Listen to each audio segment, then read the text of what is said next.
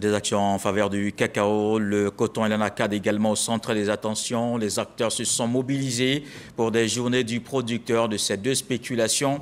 Des solutions annoncées pour le développement de ces filières. Le FIRCA assure qu'il va continuer son appui. De son côté, le CNRA révèle qu'il a mis en place des molécules contre des maladies. Lansine Bakayoko.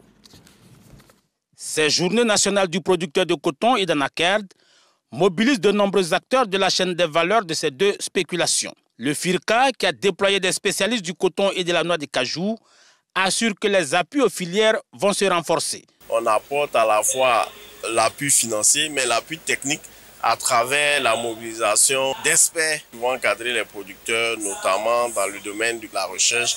On mobilise des ressources justement pour mettre à la disposition des instituts de recherche comme le CNRA. Pour venir à bout de la maladie des jacides, qui a fortement ruiné la production ivoirienne de coton, quasiment de moitié, le CNRA affirme avoir trouvé une solution efficace. Nous avons pu trouver deux molécules qui ont permis de relever la filière coton. À partir de ces deux molécules-là, il y a eu beaucoup de combinaisons que les différentes firmes agropharmaceutiques ont pu faire pour pouvoir contenir Amarasca bigutula, qui est la nouvelle espèce de jacide qui fatigue nos parents producteurs.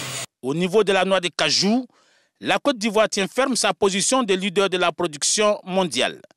La bonne trajectoire se consolide avec près de 1 200 000 tonnes.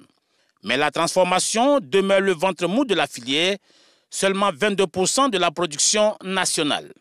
Selon le programme de recherche dédié aux filières agricoles, les scientifiques sont aujourd'hui en capacité de fournir les équipements nécessaires à la transformation. À l'INPHB, nous sommes en train de mettre en place des procédés pour la conception des équipements pour pouvoir améliorer ces décorticages. Maintenant, au niveau de la transformation de la pomme, nous avons mis en place des procédés pour pouvoir valoriser toutes ces pommes-là. Lesquels permettront aux producteurs, au-delà du prix plancher de 425 francs le kilogramme fixé par le gouvernement, de prétendre à des prix reflétant la vraie valeur marchande de leur production. Ce prix aussi est lié à la qualité.